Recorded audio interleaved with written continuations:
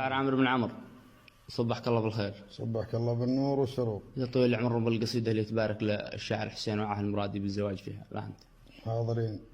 في البداية نبارك له الأخ حسين، نسأل الله أن يبارك له ويبارك عليه، ونقول منها المال ومنها العيال إن شاء الله. أما القصيدة تقول: بين شطحات الجنون وترواي الرشاد، للقصايد تربة خصبة وفجر وولود، والشعر قد حتفكر يا رضا ولا عناد، يا حجوسي رفر في وعز في ورقي سنود، يا سلام الله على الجوبة وصفوة مراد، ما لم البارق وثور وصدق فان السود، يا حجوسي زفي التهنئة عنبر وكاد، تصل حسين المرادي معانا فحات عود الرفيق الهيلعي ذي محله بالفؤاد، كل يوم وكل ليلة معي قدرها يزود، وياضي للفرح كفكف ليال الحداد، وصافح الجوبة وأهلها بنجمات السعود، كل جيد يا المرادي من الماجود جاد، وهاجسي مما وجد جبن وعاها باي جود، بارك الله حافلكم واسعدك رب العباد، ويا عسى الفرحة على حيكم دائم تعود.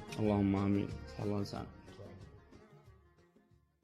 بين واد الخانق وشمخ الساحل السناد، عانق المسمع صدى قاف عابر للحدود، مرحبا من وسط جوبة سبا يملى البلاد، لسعد الكامل حكمها ورا عاد وثمود، مرحبا ببيات بن عمرو مهب البراد، كل ما ذعذع نسيمه وحرك كل عود، مرحبا يا عامر الشعر يا نسل الجياد، العمره للمكارم عريقين الجدود، منبع الإبداع بارك على ملقى البراد، منبع الإبداع بارك على ملقى البراد، المرادي يوم عرسه على حمش الجعود، تهنيه من شعر عامر ملابسها جداد، مرسله لحسين تهديه باقات الورود، الكرم عنوانها والغلا ما يستفاد، والوفا بين الرجاجيل وافين العهود، يا عسى افراحها الوعه للافراح امتداد، ويلا بفرحه تعم الشوافع والزيود.